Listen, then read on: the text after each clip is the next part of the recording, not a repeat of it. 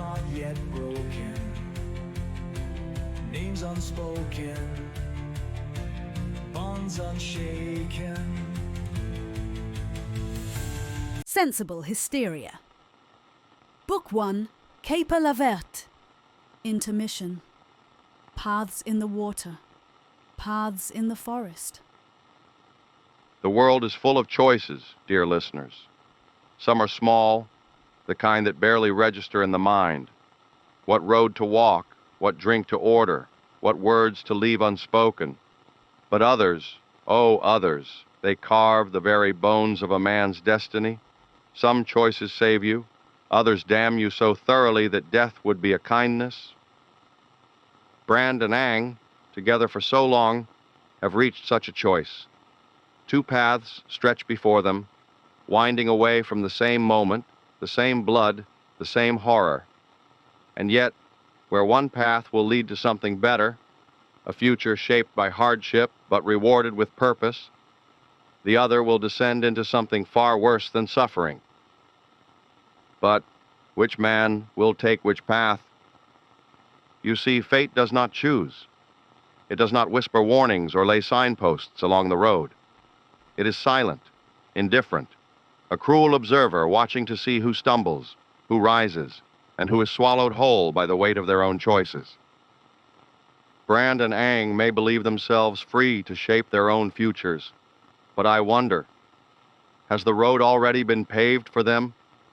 Have they already made the decisions that will doom or save them without even knowing it? There is always a moment when a man can turn back, when he can stand at the fork in the road and ask himself, is this truly the way I wish to go? But when that moment passes, when the first step is taken, there is no return. And so I ask, which of these men is walking toward the light, and which is sinking into the dark? One of them will find his way to something greater, not easily, not without struggle, but in the end, his story will be one of survival, of transformation, of a better life forged from the fire of his trials. He will suffer, yes, but he will endure. He will see beyond the chaos of the moment and grasp hold of something real, something lasting. The other will walk a road that twists into shadow. It will not kill him outright. No, fate is crueler than that. This path will take everything from him, strip him bare, leave him raw and hollow, unrecognizable even to himself. And in the end, he will realize that he was better off dead. Some would say such a fate is worse than death, and I do not disagree. To have everything you once were shattered, to become something you never intended to be, to look at your own reflection and see only ruin, that is a fate that no man wishes for.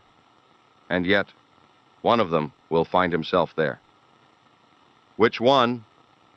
That, dear listeners, is the question that lingers in the air like the last note of a song that has yet to finish. And while we ponder the fates of these two men, let us not forget the third. Damas Barlays, always the clever one, always a step ahead, or so he likes to believe. But even the best laid plans crumble when reality sinks its teeth in. The others were running for their lives, forced into the depths of a city they could barely navigate. But Damas? He was running too, just in a different way. He abandoned them, left them to fend for themselves against the unknown. But to what end? To survive? To disappear? Or is there something more at play here?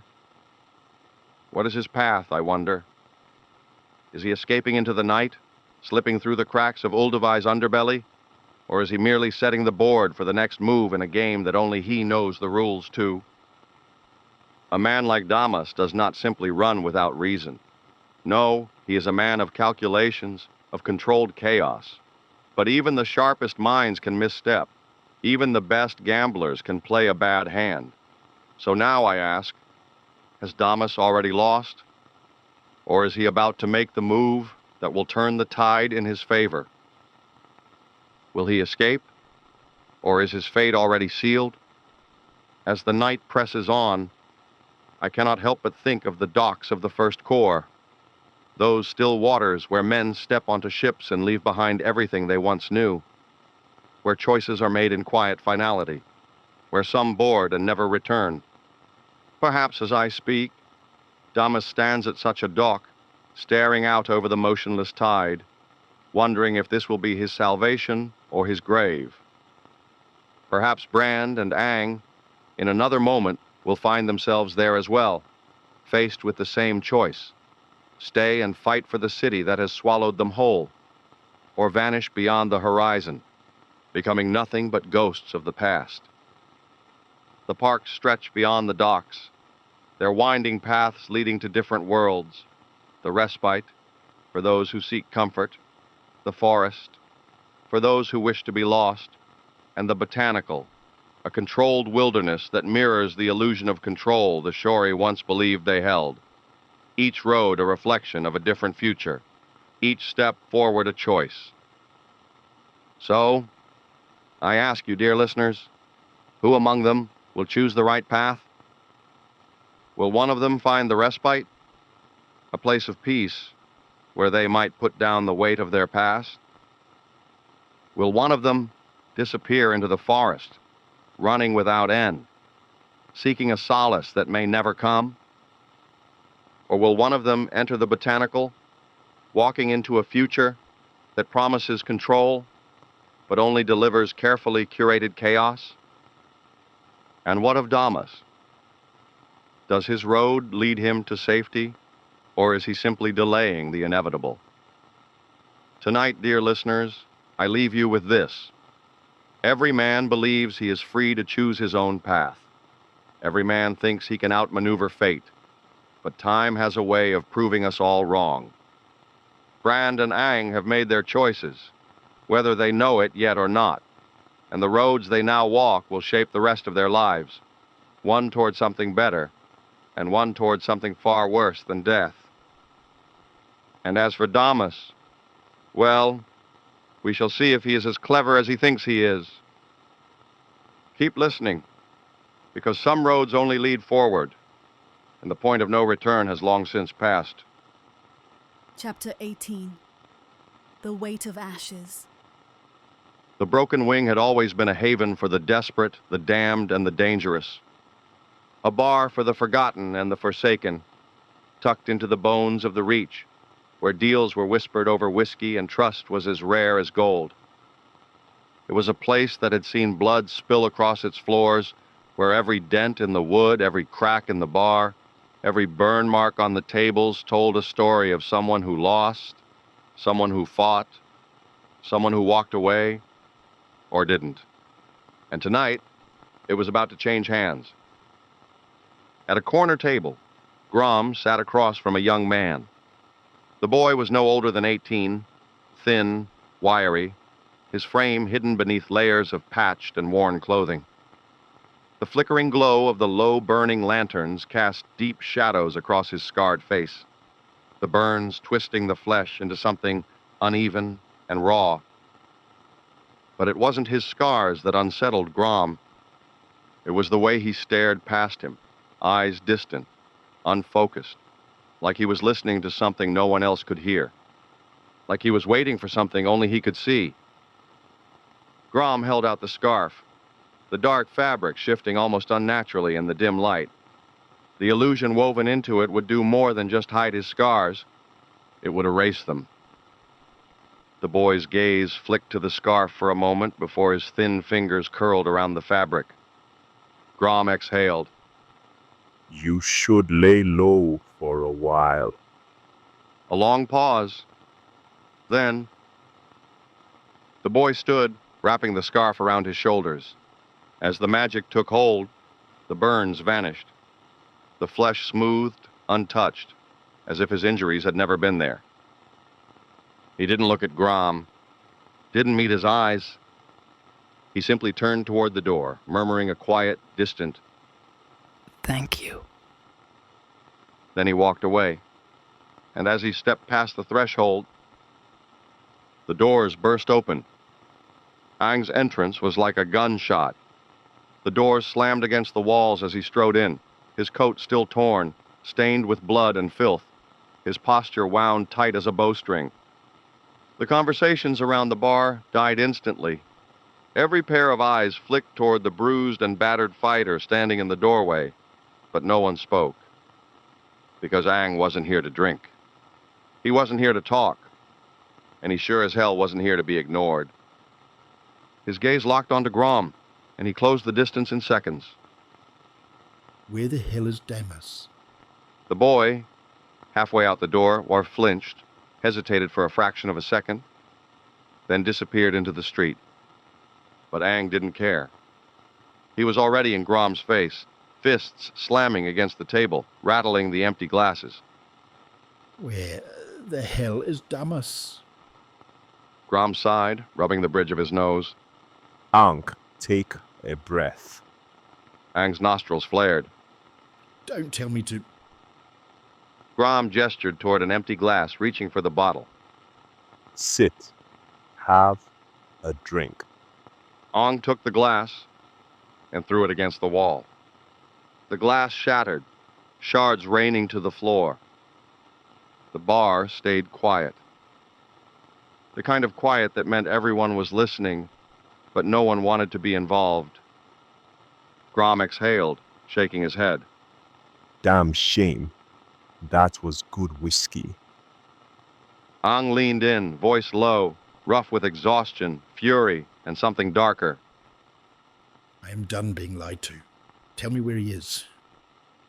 Grom met his stare, steady, unflinching, and for the first time, Ang noticed something in his expression. Grom wasn't mocking him, wasn't dodging the question.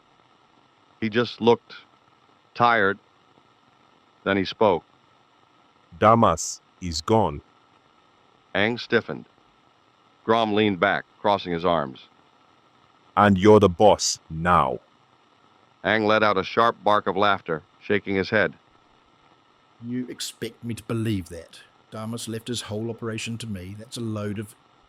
Grom reached into his coat, pulled out a folded parchment, sealed in red wax, and slid it across the table. Ang stared at it, didn't touch it, didn't breathe. Grom nodded toward it. Open it. Ang hesitated, his fingers curled around the edges of the parchment, his heartbeat pounding in his ears. He broke the wax, unfolded the letter, and as his eyes scanned the words, his breath caught. Because there, in Damas's own handwriting, was the truth staring back at him. The deed to the broken wing, and not just to him, to Ang, to Brand, to Koga.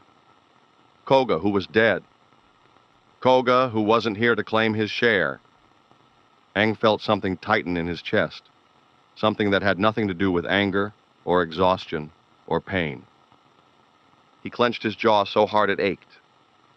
Then, Grom spoke again, quieter this time. Damas also wanted me to tell you something. Ang's grip tightened on the parchment. What? Grom exhaled, leaning forward slightly, voice rough, edged with something real. He said he was sorry. A silence stretched between them. Long, heavy. Ang slowly lowered the parchment, his face a storm of emotion he couldn't quite name. Finally, a whisper. Son of a bitch. Chapter 19. The Devil at the Docks. The docks of Ulduvai were a place of constant movement, a breathing, shifting thing of wood, water, and whispers. But tonight, it was quiet. The wind had begun to howl through the moored ships, the scent of rain and salt thick in the air. The sky above churned with angry, swollen clouds, the first flickers of distant lightning crawling through the heavens like hungry fingers. Somewhere, in the distance, a ship was supposed to arrive, and Damas Barlays sat waiting for it. He was hunched on a stack of crates, his normally pristine coat rumpled and damp, his fingers drumming anxiously against his knee. His eyes flicked toward the horizon, scanning the water, but every small sound, every creak of the docks, every shift of the storm, made his muscles tighten. He was running, and he knew it. The great Damas Barlays, master manipulator, king of 1,000 cons, the man with a plan for every disaster, was afraid, and then a voice cut through the storm like a blade. Damas! A sudden, fierce, furious roar that crashed against the night like a cannon shot. Damas barely had time to register it before Brand was there. Brand hit him like a battering ram. Damas barely had time to get a single word out before fists slammed into his face, his ribs, his gut, each one fueled by pure, unfiltered rage. Damas stumbled backward, coughing, tasting blood, hands raised instinctively to shield himself. Brand, Another hit to the jaw, sending him crashing against the crates, his head snapping to the side. you... Brand's voice was a snarl, a guttural, venomous thing, as he grabbed Damas by the collar, yanking him forward just to slam him back again. Lying! Another punch, knuckles colliding with bone. Cowardly! Another slam, the back of Damas's skull cracking against wood. Son of a bitch! Damas wheezed, struggling to push Brand off, but the rage was relentless, the storm in Brand's eyes as violent as the one rolling in above them. I'm glad to see you. Damas tried to speak, tried to raise his hands in peace. But Brand didn't care. Didn't want peace, didn't want excuses. Didn't want a silver-tongued bastard trying to weasel his way out of responsibility. He wanted blood.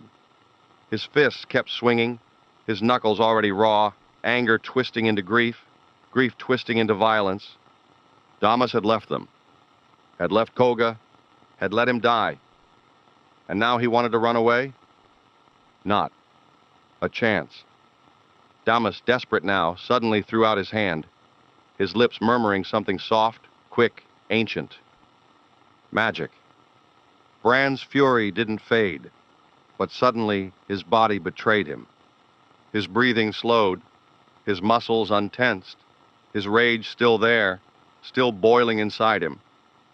But his fists stopped moving. His body stilled.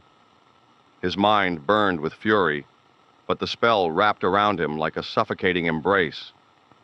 Damas, panting, bruised, and bleeding, managed a small, crooked smile. Much better. He muttered, wiping blood from his lip. Brand's eyes blazed, still filled with murder, but his limbs wouldn't listen. Damas straightened his coat, winced as he touched his jaw, then turned back to Brand, his voice taking on that smooth, persuasive edge again. Brand, listen to me. We need to get out of here. You and me. Leave this rotting city behind. I can get us out. We can start fresh. Brand gritted his teeth, shaking slightly against the spell's hold. Go to hell. Damas chuckled. Already been, my friend. I'd rather not go back. Then Brand hit him again. The spell didn't stop it. Damas stumbled back, blood spraying from his lip. You left us. Brand roared. Koga's dead because of you. Damas froze. For the first time, there was no quip, no smooth reply, just something flickering in his eyes. But before he could speak, a new voice entered the scene, a voice like burning embers, like old, smothered rage given breath.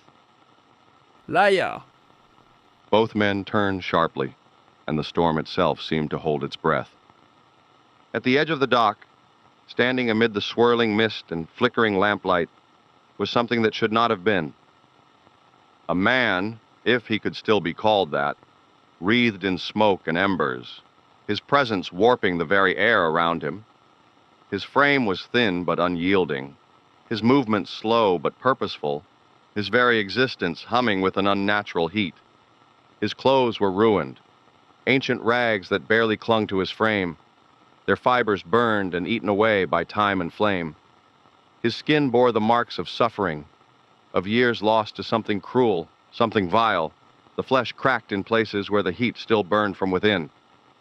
But it was his hair, a wild, untamed mass of red like smoldering embers, like the dying coals of a fire that refused to go out. It fell over his gaunt face, partially obscuring his eyes, until he stepped forward. And those eyes, they were pits of molten gold, alive with the fury of a soul that had been tormented for far too long. Brand had seen many horrors in his life. He had walked through haunted streets, fought against nightmares wrapped in flesh, seen men reduced to hollow shells by dark magic and curses. But this was different. This was something ancient, something wrong, and Damas knew it. For the first time, Brand saw true terror in the face of the man who had always talked his way out of anything. Damas took a step back, then another. His breath hitched, and for the first time, his voice faltered. Wait, listen to me. The burning man did not speak. Not at first. He merely stood there, the heat around him rippling like the breath of a forge, his presence twisting the air, warping the darkness. The storm overhead rolled low and heavy, the smell of ozone and fire thick in the wind. Then, finally, his lips parted, and his voice was a guttural whisper, something that dragged itself from the depths of fire and smoke, something that should have been buried beneath the weight of the past but refused to die. Liar! Damas flinched. Brand saw it, felt it. Something horrible was happening here.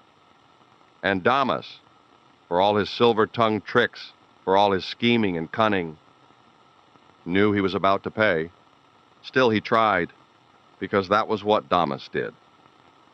He raised his hands, his voice soft, desperate, laced with every ounce of charm he had ever possessed. The plan worked, didn't it? You're free. That's what matters, right? That's why I did all of this. His voice cracked, his composure slipping further. The burning man took another step forward. Closer now, the glow of his body lit up Damas's face, casting deep shadows, making him look smaller, weaker, more afraid than Brand had ever seen him. Damas swallowed hard. Listen, He let out a shaky breath, forcing a smile that looked more like a grimace. I loved your mother. You know that, don't you? She was my favorite sister. What happened to her? It was wrong. The burning man stilled for just a second. Then, in a voice that shook the air, that made the very flames around him burn brighter, hotter, angrier, he whispered, You burned her. the words sliced through the night like a blade of molten steel. Damas shook his head wildly, stepping back. No, that wasn't me. That was our family. The rest of them. I tried to stop it. I swear. Liar! The docks groaned beneath their feet, the heat of the burning man warping the wood, causing it to crack and curl. Brand felt it now. The rage, the power, the heat licking at his skin, the overwhelming feeling of something ancient, something vengeful, something that should have been left to die but had clawed its way back to the surface. And then Damas turned to run, but the burning man raised his hand, and suddenly Damas couldn't move. His body jerked unnaturally, as if an invisible force had seized him by the bones, pulling him back toward the figure wreathed in living fire. Damas let out a choked sound, his breath hitching, his voice breaking. Please, we're family. You don't have to do this. I can help you. We can leave all this behind. We can... You, your silver-tongued evil family. The burning man's fingers curled into a fist. You will burn. And then Damas screamed. It started low, a guttural noise forced from his throat, but it grew, louder, sharper, raw with agony, because the fire wasn't around him anymore. It was inside him. Brand could only watch in horror as flames crawled beneath Damas's skin, bursting forth from his eyes, his nose, his mouth, his ears. The heat radiated outward, scorching the air, curling the wood of the dock, sending waves of shimmering firelight through the rain-thickened sky. Damas thrashed, his body contorting, hands clawing at his face as if he could somehow stop the fire from tearing him apart from the inside out. But there was no stopping it.